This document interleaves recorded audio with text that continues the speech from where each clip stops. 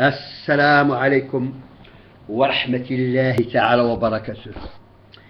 إلى الشعب المغربي، إلى حركة 20 فبراير، إلى المناضلين الحقيقيين، إلى المسلمين اللي على السنة النبوية وعلى القرآن الكريم، يعني كونوا متيقنين بأن الثورة المغربية جاية، بأن الوطن غادي يتحرر من العملاء، غادي يتحرر من الاستعمار، وغادي يتحرر من الشرذمة الخائنة الصهيونية اليهودية. كونوا متيقنين من هذا الشيء، لأن يعني داخل المغرب وخارج المغرب يعني فيه واحد القوة هائلة من الشباب المغربي اللي تيحب هذا الوطن وتيحب هذه الأرض، يعني اللي هما مخلصين للأرض المغربية، اللي هما مخلصين للوطن المغربي، واللي هما يعني تيكونوا قوة هائلة. يعني الجيش اللي تنقول لكم خارج المغرب يعني عنده قوة هائلة باش يعني يهزم المستعمر ويهزم اليهودي ويجرع ويحاكم الخائن المغربي. ايوا يعني درت هذه القصيده باش تشوفوا يعني بن كيران مع الوزير ديالو ديال العدل كيفاش تمسخوا، كيفاش تبهدلوا، وكيفاش ولاو دي سيربريير.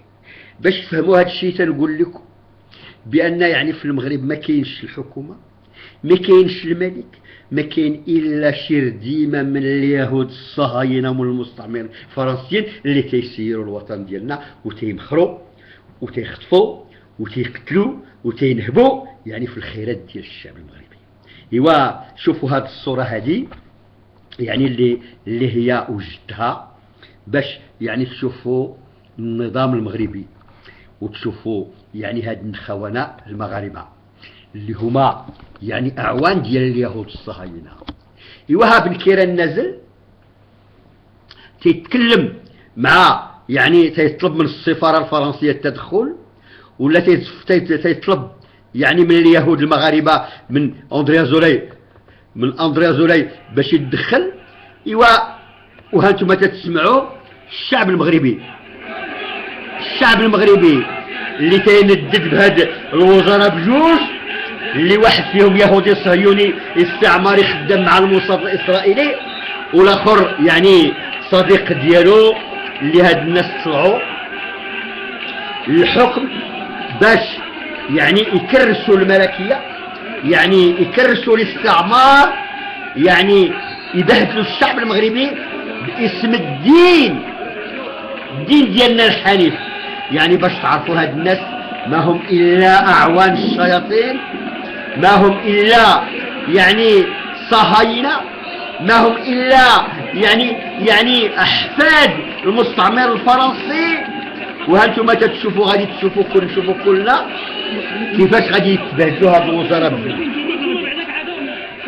ايوا هاد الناس هادو جاو مع واحد البيعه يعني ديال الحزب ديالهم، وشوفوا غادي يعني ما كاينش لا سوليداريتي بيناتهم. شوفوا ما كاينش يعني ماشي ندخلوا كلنا نخرجوا، لا، يعني باش تعرفوا بان هاد الناس اللي با خائن ما عندوش لا سوليداريتي. ايوا ها هو تيبقى مع وزير الاول بن كيران اليهودي الصهيوني. ايوا سمعوا شويه الشعب المغربي.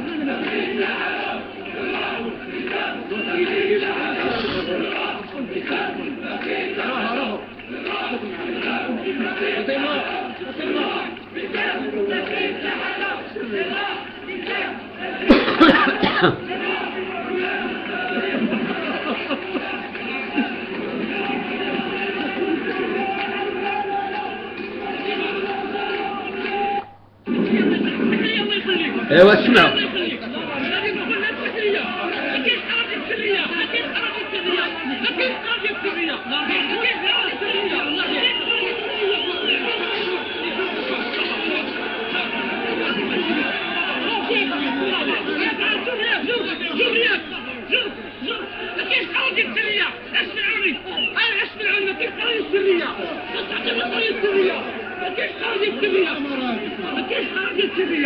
ما كاينش قضيه سريه، شوف ما كاينش قضيه سريه. علاش؟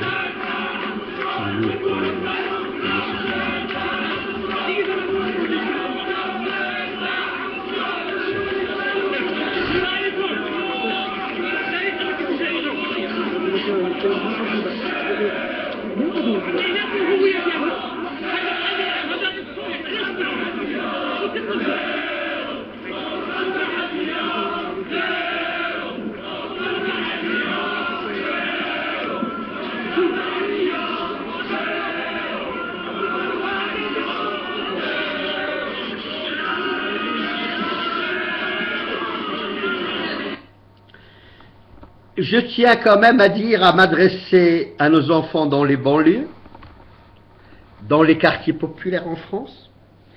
En Europe, vous représentez un tiers de la population marocaine.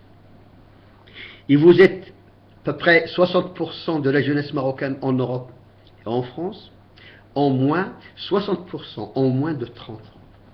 Le Maroc a besoin de vous pour le libérer. Libérer le Maroc, ça veut dire se libérer soi-même. Vous êtes ici dans des ghettos, donc, si vous voulez, rejetés, humiliés par les mêmes, les juifs, sionistes et les colonialistes français.